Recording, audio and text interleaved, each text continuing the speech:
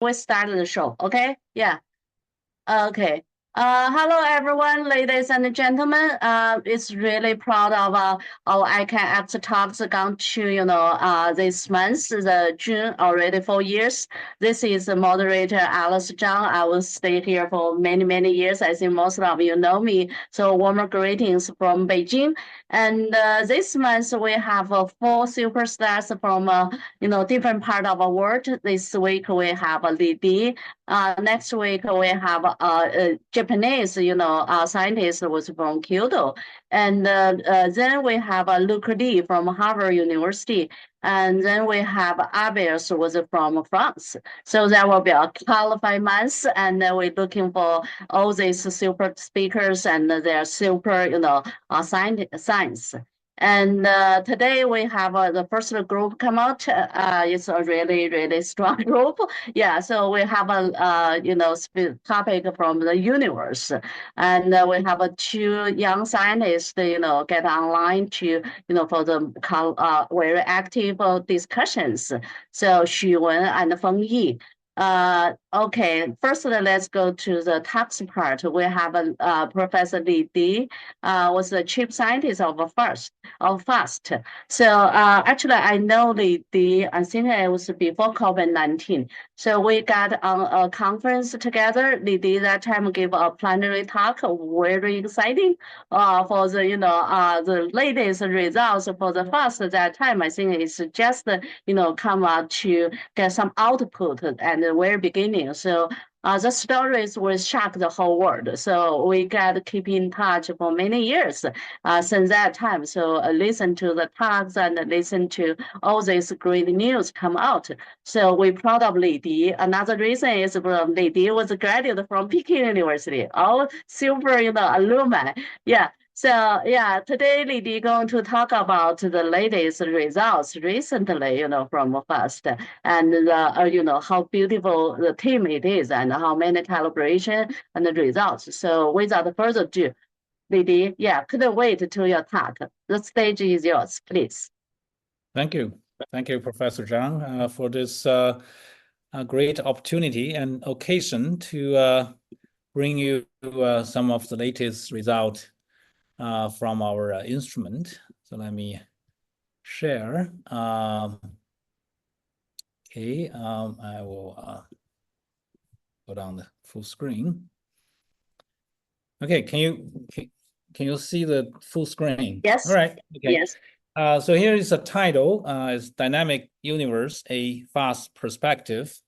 It's currently the so-called quote-unquote mega science project for Chinese Astronomical Society, of which I'm currently the chief scientist. And I will focus on the topic of the so-called fast radio burst, which represent a strange phenomenon, still mysterious, from the dynamic universe. So modern astronomy originated from Galileo Galilei. In 1609, he pointed for the first time for the whole mankind, point a telescope to the sky, which reveal a totally new universe. So here are some of the original plot that he made with his new instrument. The satellite of Jupiter, the surface, the mountains and quote-unquote oceans on the lunar surface. Actually, modern physics as well as astronomy can be traced back to Galileo. He has that famous Pisa Tower experiment, which demonstrate both gravity and the concept of inertia. And his original usage of telescope and to the sky open up the modern astronomy. And the thinking, the foundational thinking of the principle that underlying the universe and the slew of discovery brought about by the telescope converge on this new cosmic view that placed the sun at the center of the solar system rather than the Earth. But of course, that's a rather heretical view, and that's also the reason Galileo faces the Inquisition. And there's documented there are 13 levels of Inquisition, and you have to sort of pass each level, and Galileo was sort of give up after level 6 or 7, and he was famously reportedly to have said after the trial, "Aperci movie," which roughly translated, "Yet it still moves." So regardless of what at the time the mainstream society thought, the Earth is still moving around the sun. And the physical thinking, which bring about modern physics, and the discovery brought about by modern telescopes, accumulated in a new worldview, a new cosmos view at the end of 19th century and beginning of the 20th century. And a very important landmark is the work by Max Planck. So he has two papers, Planck 1900A and Planck 1900B, in which he tried to explain the spectrum of the sun, or in general of the star. And in physics, the stars is a nuclear fusion reactor floating in space and present a perfect example of a quote-unquote so-called black body. And the conventional physics thinking is that when you go to the higher energy part of the spectrum or shorter wavelengths, say from infrared to optical to ultraviolet, the spectrum should keep going up. But instead, what humans observed is that it suddenly turned over roughly around the ultraviolet part of the spectrum. And this shocked the world of the physicists at the end of the 19th century. It was so-called ultraviolet catastrophe. And in order to solve that, what Planck did is a very simple but rather ingenious insight. So he claimed that if the energy of the world, of the universe, is not continuous, if you require a minimum step size, a minimum unit for the energy, then now you are getting into a so-called quantum world. And then you can fit this stellar thermal spectrum perfectly.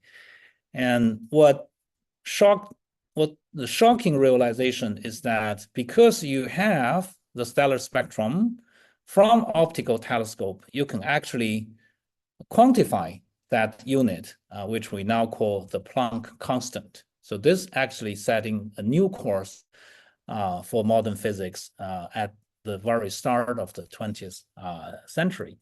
So this is from Galileo to Planck. This actually is the underlying theme of modern physics and astronomy, where the telescopes bring us about what's going on in the universe, and the physical thinking bring about insight about how this world is actually functioning. And currently, the largest detector of the cosmic electromagnetic field, or rather light, from the universe is the so-called China Sky Eye, short-named FAST telescope. It has a diameter of 500 meters. It has active surface, so instead of one single antenna, it actually was divided into 4,500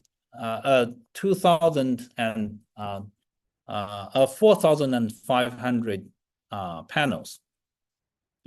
And by reshaping those panels, we changed part of the spherical cap into a parabolic shape to realize focusing of the light to different points of the sky. And this whole project cost roughly about $180 million. It sounds like a lot, but say in the mega city like Beijing, it can only support the building of the one subway stations. So I like to call it a rather cheap national mega science facility. And it only being in normal formal operation for about 4 years since year 2020. So it's a young facility and it's the largest ever antenna built. This is the sort of current known observable universe. It starts from a Big Bang where you have this hot soup of energy. And as the universe is quickly expanding, the energy density will drop, and some of the energy will be converted into matter. And at the atomic level, the simplest and most abundant element is the atomic hydrogen. In fact, the majority of the so-called baryonic universe is gaseous atomic hydrogen. And while the universe keeps expanding, the interaction of the gravity and the matter and the light will start to converge and build the first generation of black holes, stars, and galaxies, and they keep interacting and evolve, and eventually get into the current day, this beautiful and diverse universe.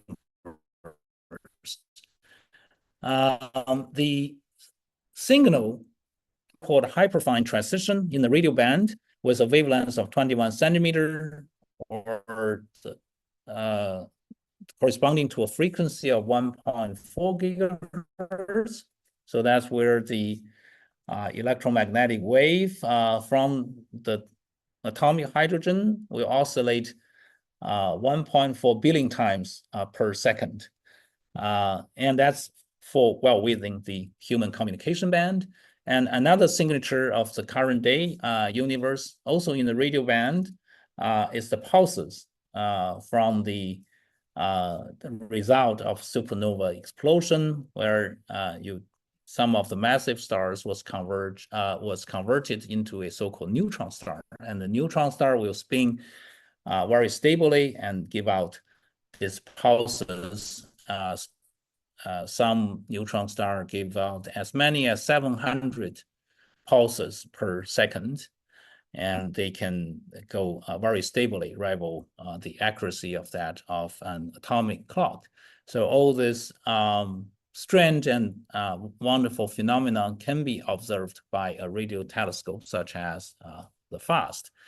And the FAST telescope is not only quick to survey the sky, as it's called FAST, it also can do this in a very profound way. And to increase the efficiency and the speed of surveying the sky, we invented for the first time in the history of radio astronomy, the so-called large commensal survey of looking at atomic hydrogen, gaseous galaxies, pulsars, and other transient phenomena simultaneously. And this was described in one of our papers in 2018, so-called commensal radio astronomy FAST survey. And currently it is one of the 5 major surveys going on at the FAST telescope. So here is a short video describing how the sort of daily work was carried out at FAST.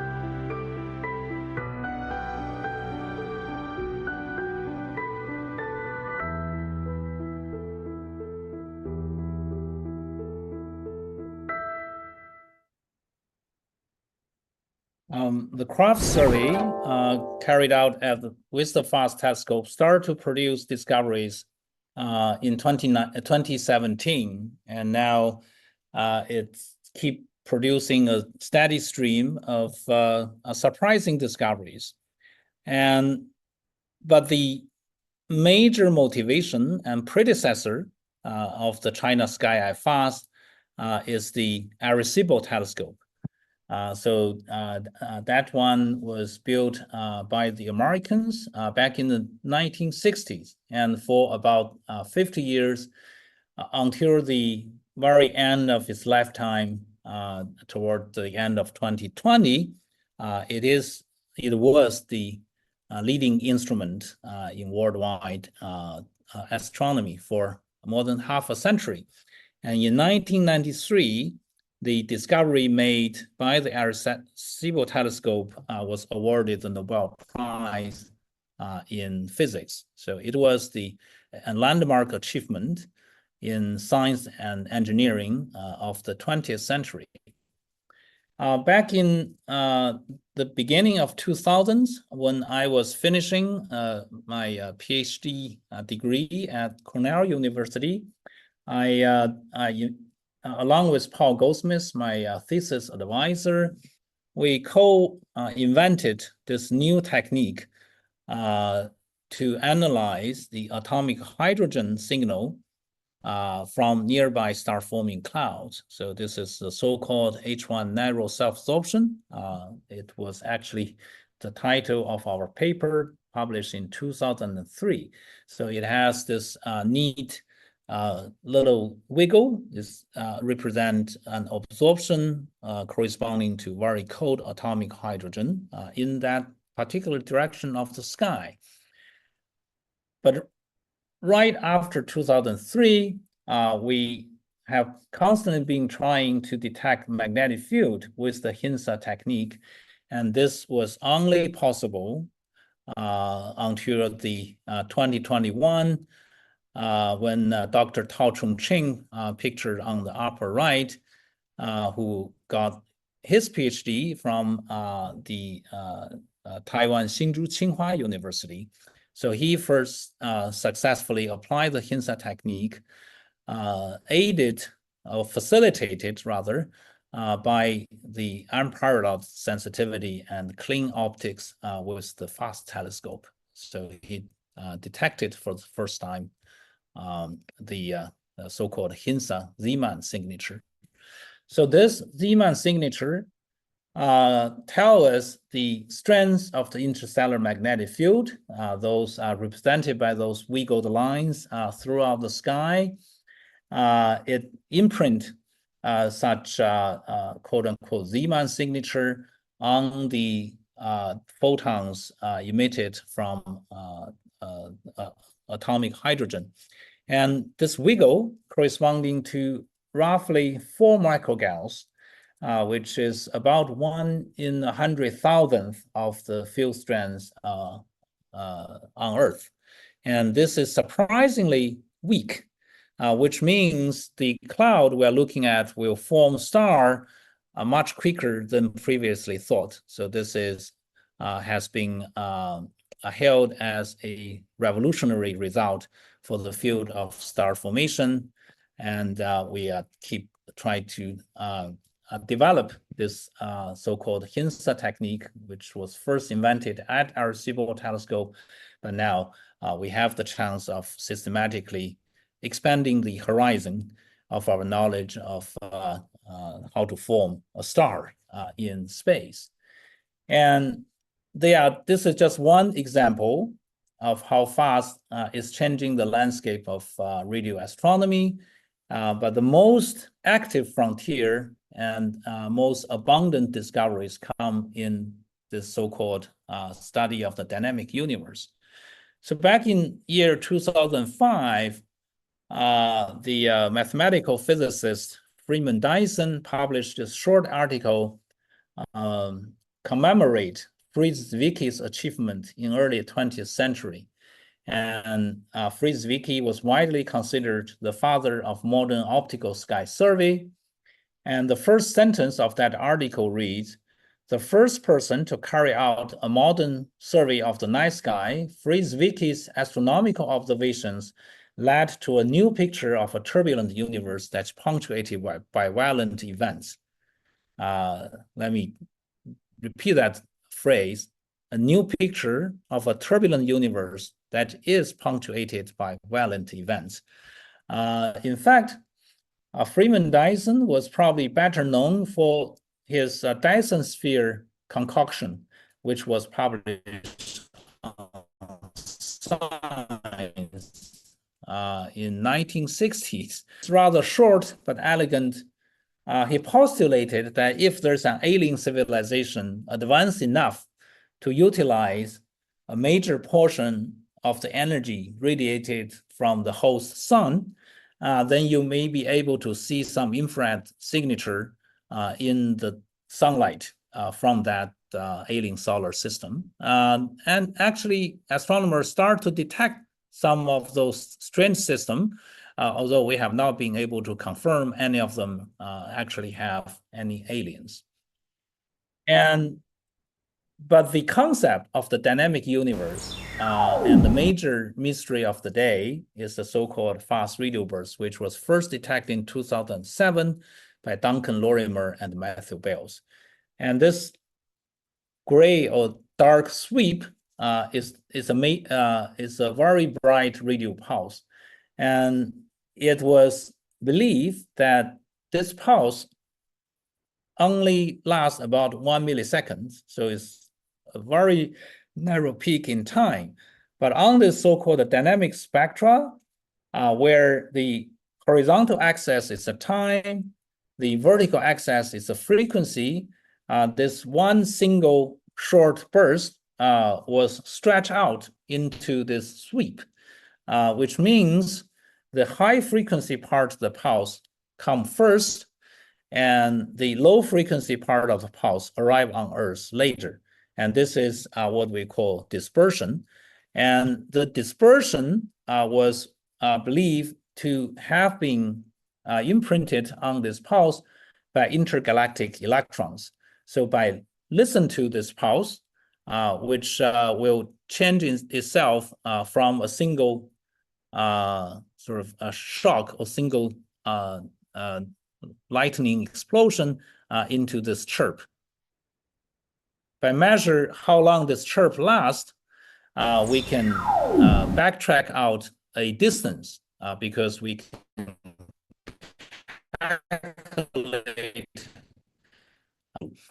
And the shocking realization is that this single pulse may have originated from outside of the Milky Way, which means it has to be really, really bright because it's so distant, yet you can still detect it as a very strong pulse.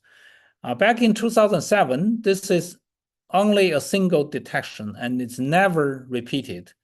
And it doesn't help that about 1 year later, some Australian astronomers also detect similar signals from microwave oven.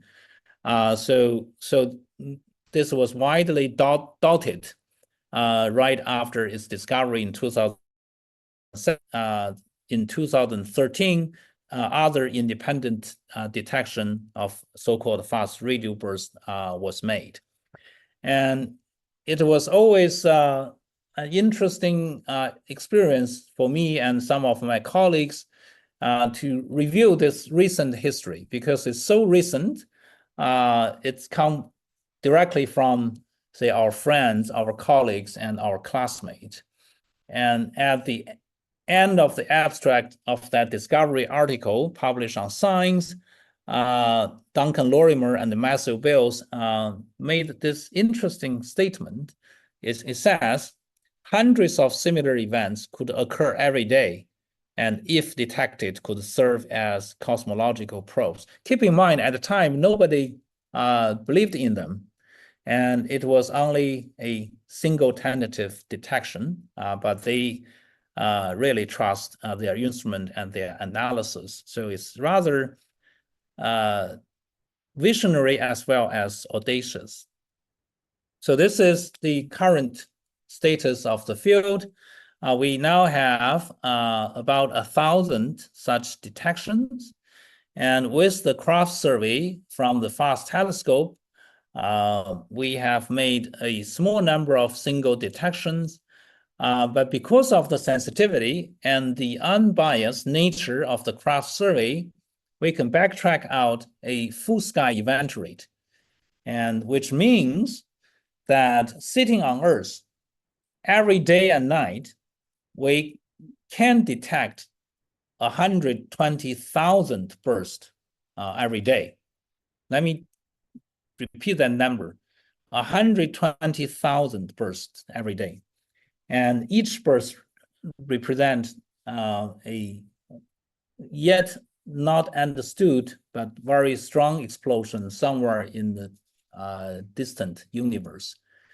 Every day we have 24 hours. Every hour we have 3,600 seconds. So if you multiply the two, you get about more than 80,000 seconds every day. So this means that we are looking at a universe that every second will have more than one burst somewhere in the universe. So this is really made the statement by Freeman Dyson true. We are truly living in a turbulent universe that is punctuated by violent events. And in addition to those so-called single bursts, in 2019, we also discover a repeating burst. It has that identifier, so-called fast radio burst 190520, which means it was a fast radio burst first detected in year 2019 on May the 20th. And this was a significant discovery because it's the first known source that just keep bursting. Out of about 1,000 FRBs, only a few percent repeat, but this is the only source that not only repeat, but keep repeating. So every time we look at it, it reliably produce either one or multiple bursts, so make it an ideal target to study the nature of such sources. The next landmark in the field, it was the discovery and identification of the host galaxy of a bursting source. This actually was the last great discovery from the Arecibo telescope, the predecessor to the FAST telescope, so-called FRB 121102. So that means it was first appear in the data in the year 2012 on November the 2nd. The result was published in 2015. Once you know the galaxy, then we can use other telescopes to reliably measure the distance to the source, to the bursting source reliably. And knowing the distance, now we can know the intrinsic energy or brightness at the location of the burst places. And this gives us this shocking realization that in each burst, which usually lasts about 1,000th of a second, it contains equivalent energy of a full year's worth of solar radiation. Just to give you some scale, so every 2 minutes, so if we can collect the energy falling on Earth, that 2 minutes of solar radiation can power the whole global human society for about a full year. So a full year's worth of solar energy can power the current human society for 1 trillion years. And all this unexplained mysterious energy are concentrated to the bursting source in 1 millisecond. So I think this significant discovery of FRBs present a challenge to astronomy as well as fundamental physics. For this first repeater, the FAST telescope also carried out this very deep campaign, and we were able to detect 1,652 bursts in 50 days. You can see that river-like pulses, those are real data detected by FAST, and it's floating through these mountains, representing the number of bursts in each week during our observing campaign. And this whole plot was made in the style of Endless Rivers and Mountains, this famous Chinese painting from the Song Dynasty. So this result was published in 2021, and we were honored to also got voted into the top 10 scientific breakthroughs in China in the year 2021. So here is a summary of all the published number of bursts from different sources. The first landmark of the field, of course, is year 2007, the discovery of the first FRB.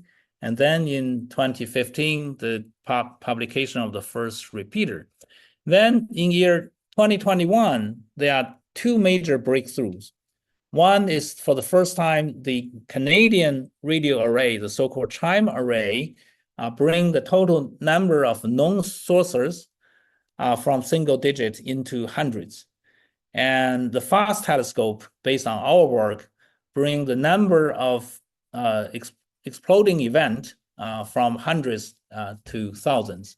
And this year, we have not yet published the result, but the first time the FAST telescope now is bringing the number of bursts from thousands to 10,000s.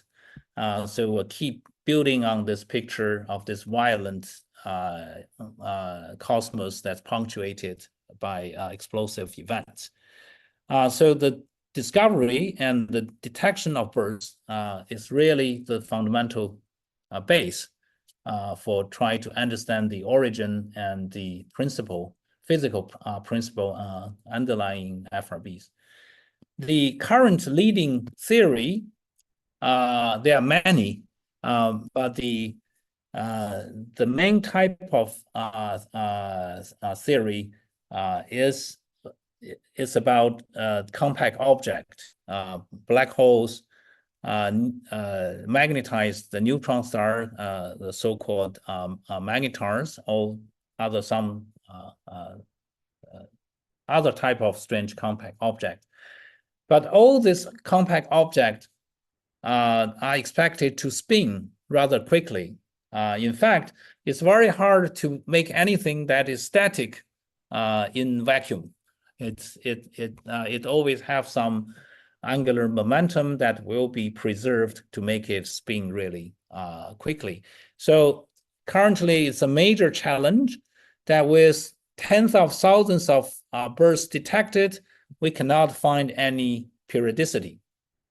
In fact, if we plot the arrival time and the energy differential of each event of a certain, say, repeating fast radio burst on the left and earthquake on the right, they look very chaotic, very unpredictable. But they are unpredictable in different ways. You can see that the splatter of the track of the fast radio burst is rather a blob. And the earthquake is also a blob, but as time goes on, when you have a major quake, you can see that dot shooting up. That means it has a major release of energy, and then its track goes to the left, which means the two subsequent events now come with a shorter and shorter waiting time. And this is a well-known phenomena where a major earthquake will trigger a lot of subsequent minor aftershocks. And such phenomena was not seen in fast radio bursts. So if we picture the other kind of common unpredictable motion, the so-called Brownian motion, this was first noticed by looking at small particles littered on the water surface. And because of the collision with water molecules, you can see this tracer particle goes in rather very random tracks. But now if we picture such motion, but on phase space, so one axis of motion is energy, another axis of motion is temperature. And in order to quantify such behavior of the transient event, including fast radial bursts and earthquakes on the energy and time phase space, we, for the first time, utilize the so-called Pincus-Lyapunov diagram. To make the long story short, if you look at the bottom part of the plot, if it goes to the right, that means this event is more random. If it goes to the up, that means this event is more chaotic. And our analysis shown that the fast radial burst, the sequence of fast radial bursts, is more random than earthquakes and solar flares. They're really like a Brownian motion on the energy and time phase space.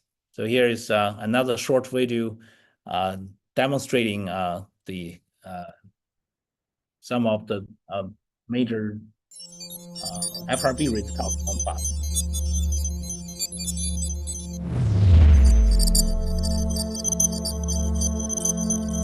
So anytime if you look up at the sky, if your eyes are like radio telescopes, you will see some radio explosion somewhere on the sky.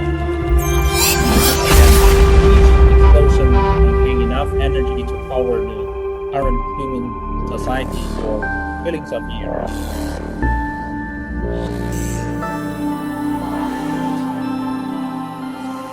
We have carried out analysis of the sequence of such explosions to try to quantify its randomness and level of chaos.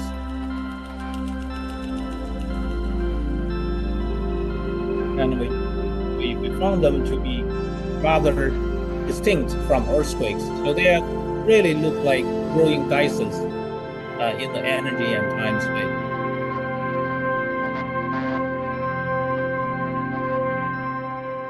This was recently published on Science Bulletin as a featured cover article.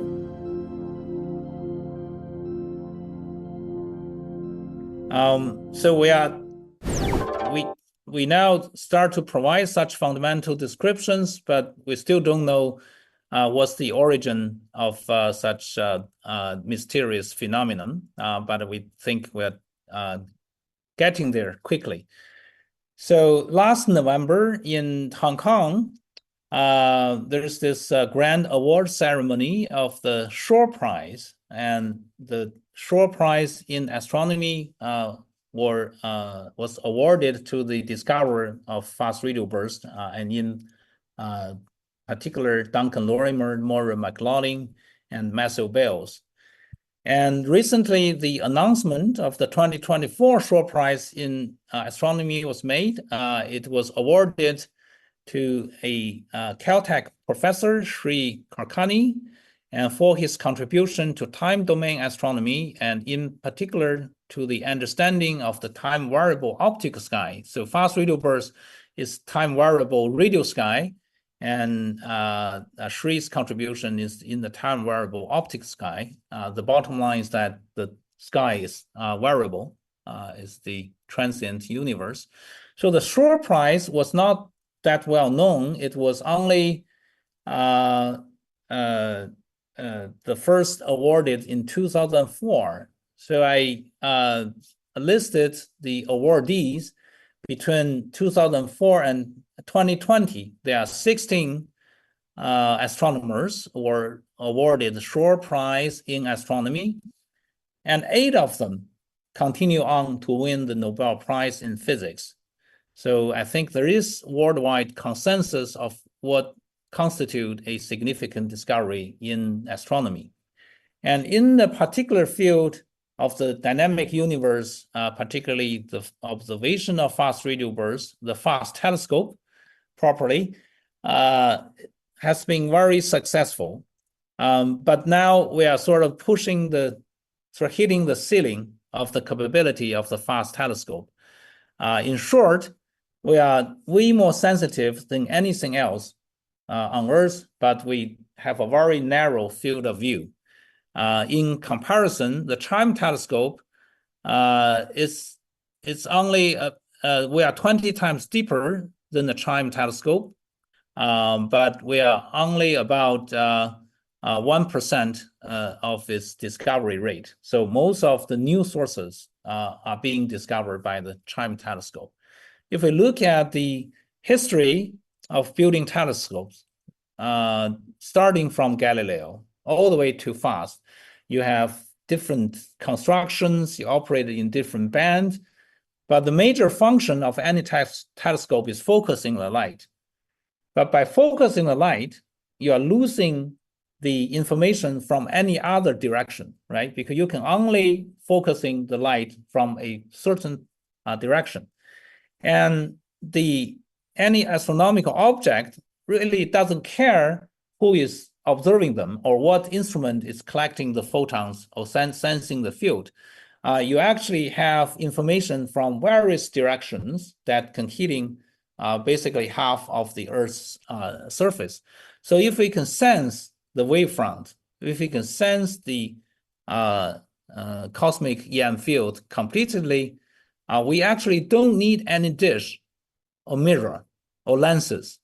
We just need to properly sense the field and properly compute them. This is why we have construct this concept, so-called cosmic antennae. So we want to lay on the Earth in a complete way without a mirror to sense the cosmic radio field in particular. So this is a concept plot, but we already built an antenna or the field sensor very similar to the picture you are looking at here. And with this concept, we'll build at first a hexagon of about 1 meter in size, and we'll realize the construction by the end of this year, and hopefully to achieve 30 times the FRB detection rate of that of FAST. And for the next generation, we want to get to about 20 times that of CHIME, which means at least 1 order of magnitude larger number of discoveries than all of the current radio telescopes combined in the world. So we'll move or push the frontier of sensing the dynamic universe from a field of view about 1/10 of a square degree to 10,000 square degree in a single shot with this cosmic antennae concept. So here is the, I promise, the last short video from me about this cosmic antenna concept.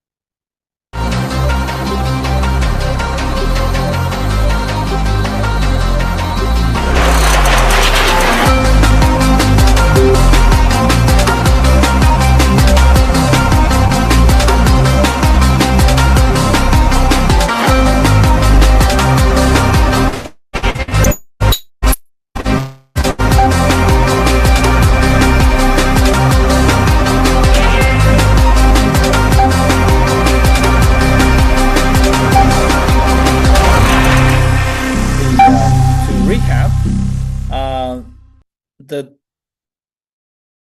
discovery and development of astronomy as well as physics start from Galileo's telescope. Then it spurred profound thinking, such as the Planck's seminal paper on the quantum world. And getting into the 20th century, we were witnessing the birth of modern optical sky survey And modern sky surveys, now we get into the 21st century, we're seeing many, many new phenomenon. And currently, the most significant one is the so-called fast radio bursts, which represent the dynamic universe in the radio band. Hopefully, from the FAST telescope, the China Sky Eye, to the cosmic antennae, we can continue this human's journey of discovery. It goes from technical innovation to bring us about shocking new discoveries and bring us new realization and insight into the fundamental principle that underlying this physical world or physical cosmos. So thank you. Wow, great. Yeah, it's super. Every time I listen your talk, I found something new. So exciting, for this, nice, breakthroughs. So let me, before we get the question, let me introduce our panelists first. Yeah. So, okay. Yeah, our first panel is Xu Wen. Actually, Xu Wen is a founder of Openverse, a scientist, the art IP maker company. I love this very much because I see he's doing a lot of, kind of promotion of science and scientists. And he's an IP lecturer of Tsinghua University X Lab, so the MBA program. He was a leader of a demo academy of Alibaba and for the AI Avita business. I love that. Yeah. Before that, he was an IP lawyer and a general counselor for 10 years in China and the US. So yeah, welcome, Chu. Yeah. So our next, okay, yeah, maybe, Lidi, maybe you can stop sharing that. Okay, let me see. Okay. Yeah. So okay, yeah. So our next, panelist is Feng Yi. Actually, I read a lot of news of Feng Yi. Yeah, I know him, years on the news. Yeah, because he win the honor was the green orange, the award, right? I think like a prize or something. So yeah, so he's a senior research fellow from Zhejiang Laboratory. His research interest in the fast radio broadcasters. I think it's the right match. It was get a bachelor from Tsinghua University and then go to US. And the US he did a lot of nice work. And now he's a rising star in Zhejiang Laboratory, and he has many series of world leading works in the field of fast radio boosters, and because of this, he was awarded, a demo academy young fellow, and many others. Yeah, I like the words is make the green orange to the golden orange. Okay, yeah. Let's welcome everyone. Welcome, two super young stars on the stage, and we can start our panel discussion. So who goes first? So this was a challenging part for the, for Li Di, yeah, because no one knows the questions. Okay, yeah. So, Feng Yi, you go first or Wen? I go first. Sure. Thank you. So, I have a question. I need to win the Nobel Prize. Well, I only catch the last part. There's something about a Nobel Prize. Can you repeat the full question? Can we use the cosmic antennae to win the Nobel Prize? Oh, I surely hope so. I think there is a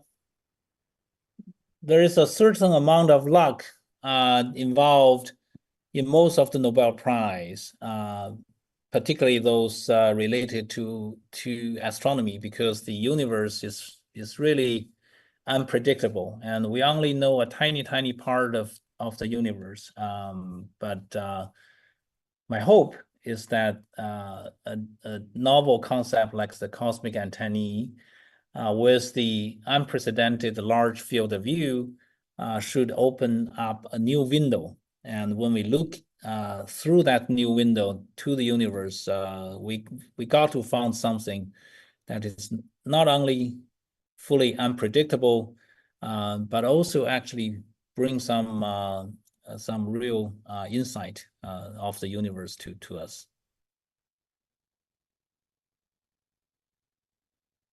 Okay, Great. maybe follow We this. are lucky. Yeah. Okay, Well, Feng Yi, maybe and I we follow also this have to be question. lucky. Okay. Yeah, Lydia, I follow this question. Actually, I interested in the last part too. So I want to know that so for the customer Anthony, this kind of project, this will be another huge project, right? Well, it can be as huge as our funding allowed, but we'll start small. So the FAST telescope is 500 meters, and the first generation of cosmic antennae is only about 1 meter. But with 1 meter, we'll already realize 100,000 times the field of view of FAST. So we'll see how that goes, and hopefully with the first stage of success, we can convince a funding agency to scale it up. Okay, great. Yeah. Actually, I like the words is for you take a video, not just Right. from the light or something. Yeah, we really Right. need the video. We need Right. a 3D or 4D, and then all these videos. Yeah. Right. Looking forward that. Okay. Yeah. Thanks. So how about Wen? Yeah. And questions from Wen? Hi, Professor Lee. Very inspiring talk. As you see, I wear a necklace of a sundial, and if you want to introduce cosmic antenna to the general public, what like gift you would like make in your view, and to introduce what the CA looks like or what CA will provide to the general public, the value. Well, that's truly an unpredictable question. I think it's more challenge to me than the question about Nobel Prize, since we, I mean, as scientists, as physicists, we are always thinking about that type of question. Since we are preparing to look at a large chunk of the sky, 10,000 square degree represent about 1/4 of the full sky. And we are preparing to make a video of it. And I would think if we can catch any mysterious signals or review any new phenomenon, I think that hopefully that in itself can be a gift to the wider audience. But if we really want to condense into something, I hope that we can invent something that we can hold in our hand that represent this changing universe. But I still don't know how to make it yet. That's you need an IP designer. Right, exactly. That's Wen's job. Yeah, actually, you see, every time I wear these T-shirts, yeah, iCANX and some rings or some, and earrings or something. Yeah, this kind of visible, Yeah, so let the things be visible. I think first, the most beautiful thing is that everyone can see that such a huge, in the science instrument, you can assess it, you can touch it, right? Yeah, you can be there. So that's more important for the public. Then the public will certainly love it. As you say that, in the very beginning, after many people thinking fast will be too expensive, right? Yeah. But now think about for the tourist, yeah. That's become a sightseeing place, right? Maybe five stars, right? So they already got all the money back.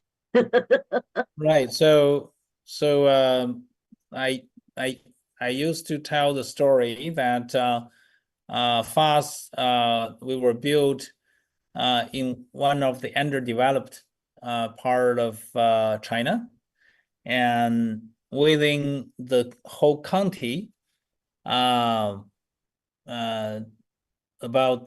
a few tens of kilometers to the fast side. Before the advent of fast, there was no real hotel. Now there's Wow. about 80 of them in the nearest town. And Wow.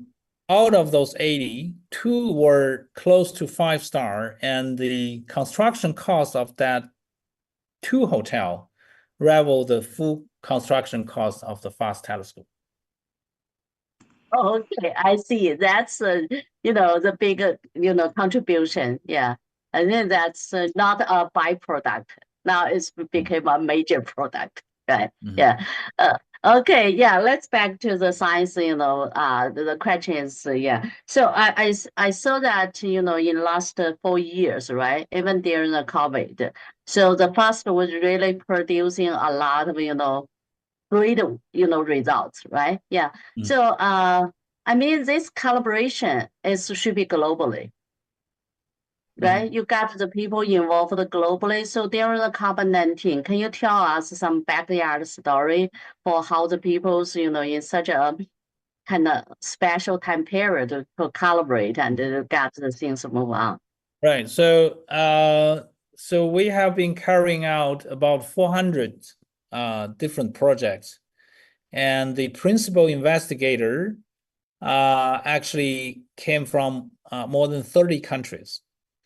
We were aided by the fact that the main task of astronomy is looking up at the sky, and the global society, the whole human being only have one sky. So regardless of where on Earth, which nation or group or institute you are belonging to, you can only look at this one sky.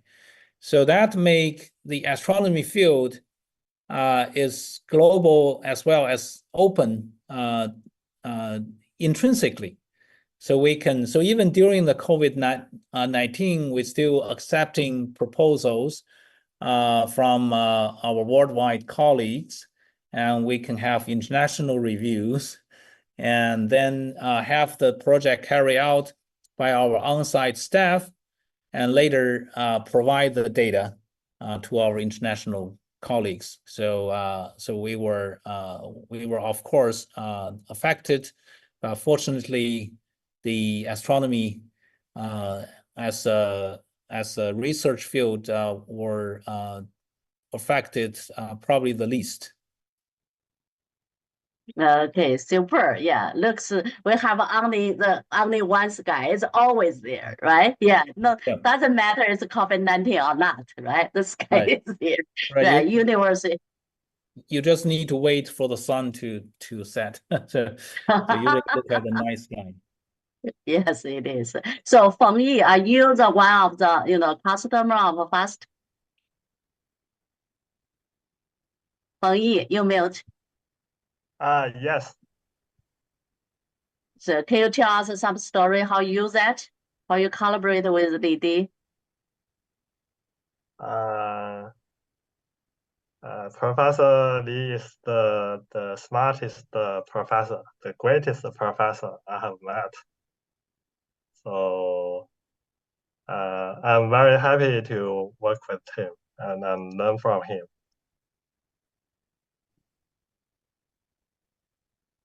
Super, you give him a Nobel Prize. Oh, thank you.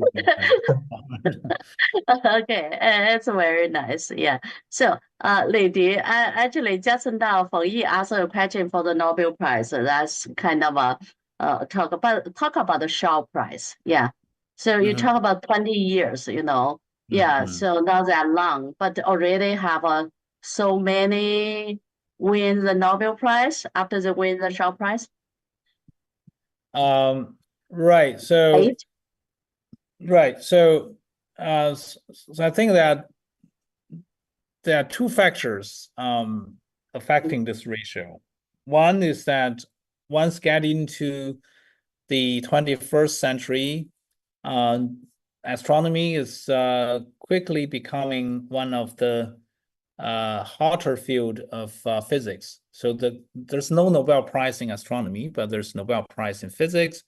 And so many of the great astronomical discoveries were rewarded in the prize for physics. And after year 2000, I think there are total of more than 15 individuals for 10 different discoveries in 7 years that were awarded Nobel Prize in physics, that their work truly related to astronomy. So for the Shor's Prize, statistically, the Shor Prize in astronomy winner have about 50%, so half chance to later continue on to win the Nobel Prize in physics.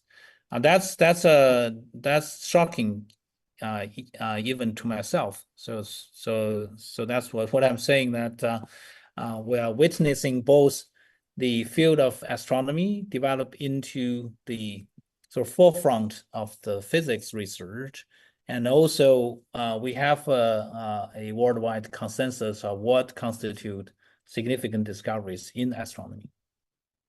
Wow. Yeah. I saw on your WeChat you are one of the nominee, right? Yeah.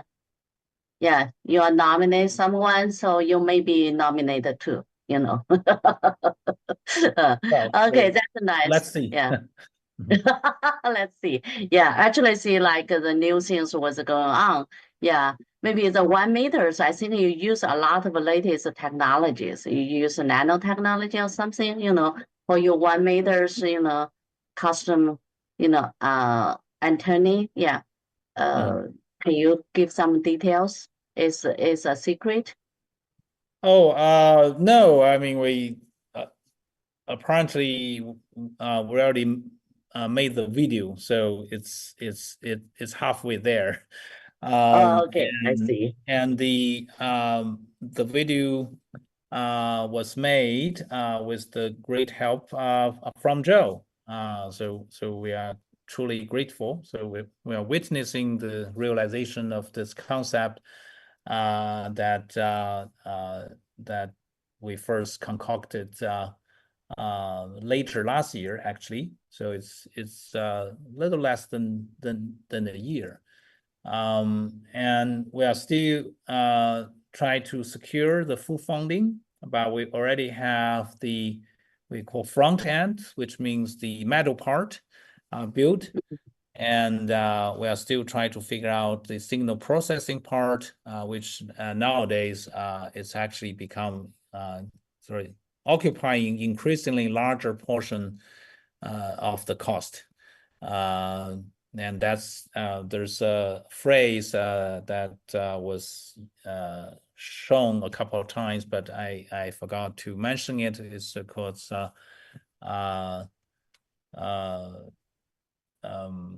but how to say, computing census cosmos, because we now have the cosmic antennae to sense the cosmic radio field, but we still need to construct the pipeline and the fully utilize the modern computational power to extract properly the signals and the phenomena from those sensors. Okay, great. Yeah, so yeah, proud of Xu Wen make that super video, you know. Yeah, very lovely. Yeah. So when maybe I ask you a question, you know, like you work with a scientist, right? You try to translate the professional language into a common language, right? To try to, you know, promote this. How you did that, you know, like this super, you know, kind of not easy to understand, right? The astronomy, right? So how you know, do this job? How you translate? Yeah, that's a very tough question. Actually, I ask myself again and again every day why I choose this tough job. to start, and it cannot help me to make any money. But yeah, that's make me happy. And I have like a little tip every day before when I go to sleep. I will like listen to like video, some kind of lecture from Professor Lidi or others about the cosmic. And the next day, the early morning when I wake up, what kind of message or words still left in my mind? That's key. Okay. Yeah, that's my small tip to share, and how I make science. I just have like a vision, like to make science popular, and to make like the society pay more attention to what scientists are doing. That's basically my job every day, and what make me wake me up in the morning. Okay, I love that because I can act at the very beginning. How about worse is we try to, promote science as a fashion, to make the scientists as a superstars. So once a society, know all this, can understand. Yeah, just can get a little bit tip for all this high tech, all this, technology part. Maybe, young generation will follow up. So Yeah. more young generation follow up, we have more Li Di and more Feng Yi, right? Yeah. So we have such a big poll, for the candidates. Then we easily to go forward. Yeah. So good, great. Yeah. Actually, I read, Feng Yi's, story. I know Li Di long time. So both of you are like the neighborhood child, right? Yeah. So yeah, the neighborhood child. So very good study, go to PKU, go to Tsinghua U, and then keep the track, for, on the high tech, doing such super jobs. So how, what kind of force make you there? So then you are smart. No matter, Li Di, maybe you go first because Peng Yi say you are the most smart professor, on the earth he met. So how you keep so long time, working on this? How so exciting? Every time I listen to your talk, very exciting. How you keep it? Yeah. Well, that make me even more nervous, particularly after Joe's statement that I hope when you listen to my presentations, and I have left if not correct, but some pleasant impression, not all crazy talk. But I have to say from bottom of my heart that Yifeng is way more smart than I was and I am. To make the point, because I grew up in Beijing, and on average here, for example, in top middle school in Beijing, every year there's somewhere between 50 to 100 students go into PKU or Tsinghua University. But in the city outside of Beijing, Yifeng grew up in Wuhan, right? And for the full city, there may be the similar number of students go into PKU or Tsinghua University. I mean, Li Di, that must mean you are in a super class, not everyone, not every middle school like that. Yeah. well, some of the middle school. So certainly, I mean the Yifeng has been a better student than I was. So maybe I should relay the question to you. Yeah, Yifeng, please tell us your stories, Yeah, Oh, so why not go to, Professor some Lee is the smartest. yeah. I think I just love science. Then I just think about science every day, and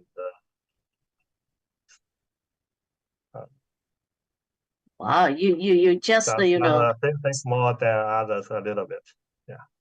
Okay, cool. So yeah, it's nice. I saw your news, but I met you on the stage. Yeah, give another professions here is like, all the super smart person, all the geekers must be very one-man dependent, right? Just one thing. Yeah, I love it. I just love this, I don't love anything else. So I stick with this. Yeah, is that right? Yeah, but I also love like poker. Wow, you like what? I like playing cards. Yeah, Wow. poker. Oh, Yeah. I know. Yeah. So because you always win, right? Professor Lee always win. Always win. Okay, that's a backyard story. They're very good. Okay. Yeah. So yeah, maybe I have another. I always have many questions. Okay. I have another questions for Yifeng is so Yifeng, you are, graduate from Tsinghua, right? Yeah. Uh, so Yeah. most of you classmates are stay, in physics or something, or they go away. Yeah. So how many of them are I stay think in this most profession? of them go away. About 90%, I think. Wow, 90%. Yeah. Ah, that's not easy to stay. Yeah. Okay, cool. Yeah. There are about 100 students at the beginning, but after 2 years, then about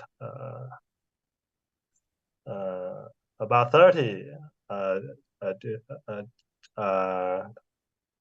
do physics, and now about 10, I think. Oh God, I hope next time after our talk can increase these numbers, yeah, from 10 to 20 to 30. Yeah, that's more important. Yeah. Okay, cool.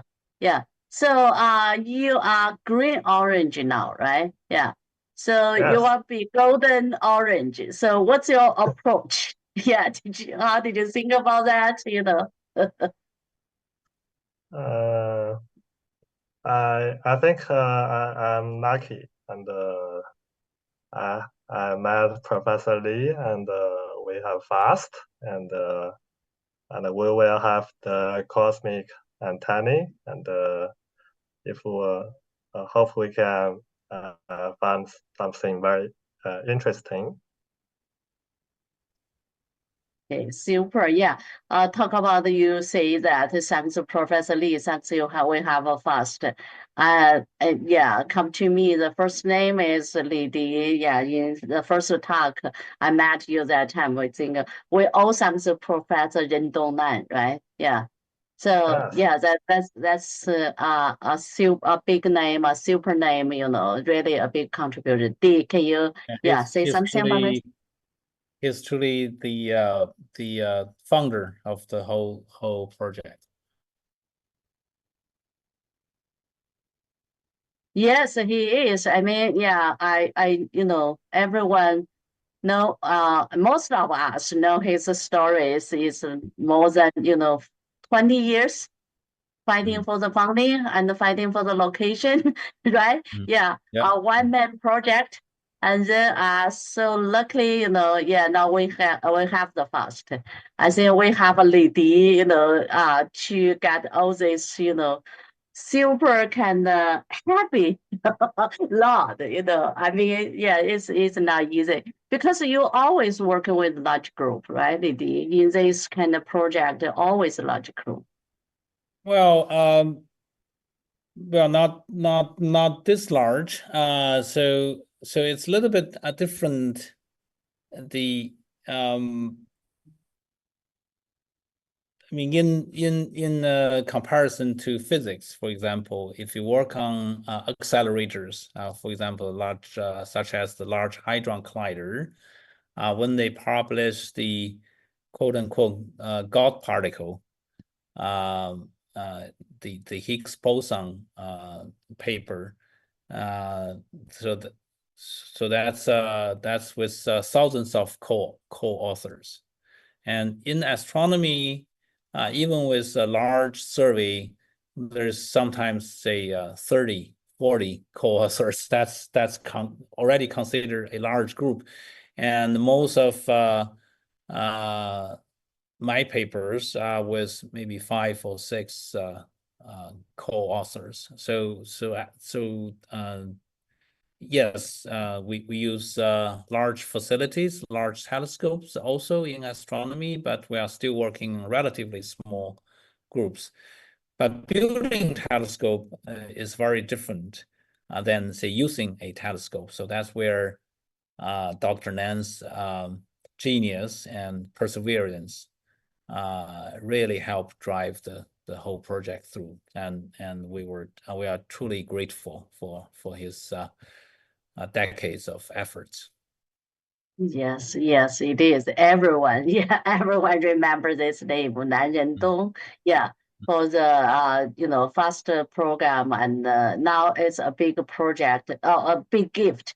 I mean, to the whole society, right? Not only to the science society, also to the public. Yeah, everyone can enjoy that, can see all this.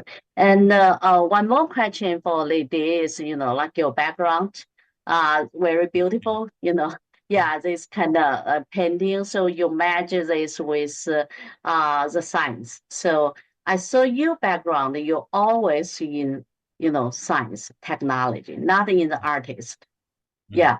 How you get these feelings? How you got all this? To match this, artist and the science together. Oh, I mean, I just think the science, like arts, they are not something separated from a human being or cultural or daily life. They should be part of each human being, part of daily life, and part of any culture. So I grew up, luckily, in the culture with thousands of years of accumulation of its own aesthetics, of its poems, of its paintings and music. This is just part of being Chinese, right? But we are all doing modern science, modern astronomy, modern physics. So I just grab every opportunity when we actually have something significant enough that we can try to present in contest of this classical Chinese paintings. Okay, good. Yeah, I love that words. We are just lucky to born, in such a, culture, rich culture, countries, the lands. Yeah. So my hometown was Henan.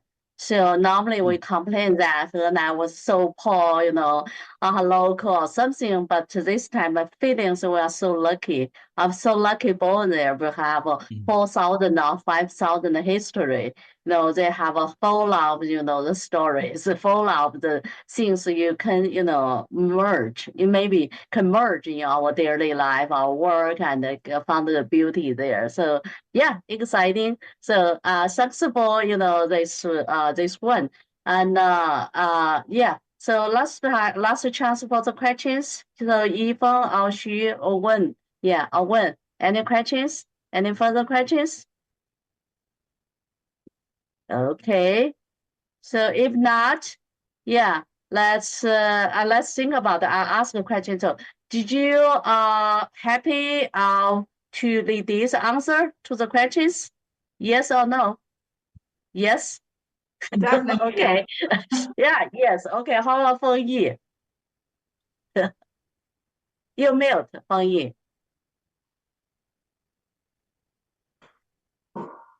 Well, yes. Okay, yes. Okay, yes, you got yes. Yeah. So Li Di, you got yes. Now you got to the certification. Yeah, great. Okay, yeah. Thank you, Li Di. Can everyone see my slides? Yeah. So we're so proud that today we have Lady to talk about, dynamic universe, a faster perspective, not only a perspective, also a lot of stories with this. So yeah, you answer so many questions and so many unpredicted questions, right? Yeah, even some questions for Nobel Prize possibility, even some, questions for how to go to public, even my questions, for your backyard stories. I think you answer that very good.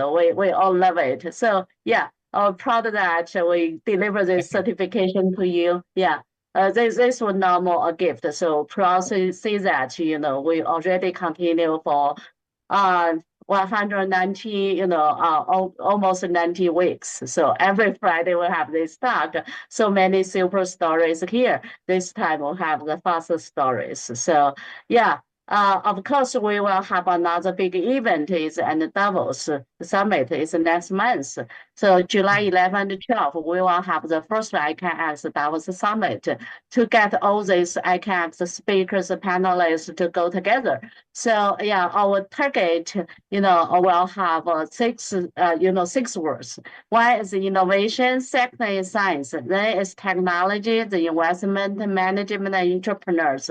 So short for it's time. So it's time to go Davos. Yeah, it's time, to get science to be more fashion and, more exciting. So we're going to meet next month in Switzerland. Hope everyone can be there. If you're missing this year, for sure coming next year. So we will have this summit next year too. Yeah. Next week we're going to have another talk is about the creating new glass, materials for metal and the moleculars. So this will be another talk for the new materials. The speakers are from Kyoto University. So we have another famous prize, the Kyoto Prize, like Shop Prize. Yeah. So they also very, very nice, stories about topic. And we have big panels. Yeah, many young scientists, in this field will get online for the panel discussion. So we keep iCANX talks moving and every Friday. So we welcome everyone, follow us and, keep our talks exciting and connect the world and universe to let everyone love science. Okay, thank you very much. That's all for today. Yeah.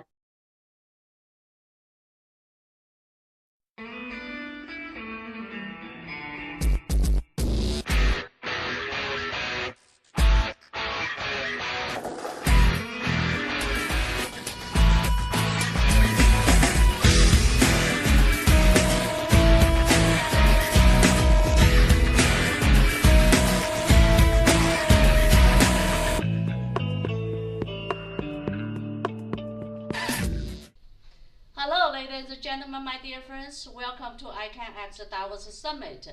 So this year we're going to have this big event in Davos, Switzerland. We have 6 topics: innovation, science, technology, investment management, and entrepreneurship.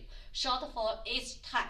So it's time for us to go together. It's time for us to all these inspiring talks for the future. We'll have a Nobel laureate forums. We'll have president of academic firms. We'll have president of university firms. All these big names will be here to talk about the future, what's going on for the future. We also invited all these world leaders, scientists, investment management to go together to talk about, what technology and science going to be for the future. And we're going to listen to many sharp talks. All these great figures was from each field. They will share the sharp ideas, the latest results. So it's not only a platform for all these big names, for these shining stars. We also invite you to share your stories. So it's time for you to deliver a talk here. So you are welcome to submit your materials online. So we have many sub-sessions, parallel sessions. You are welcome to submit your materials and, we're going to pick up someone to share that. And it's our time also invite you to be superstars on the stage. If you are college students, welcome to apply for Innovation Award. If you are young scientists, welcome to apply Young Scientist Award.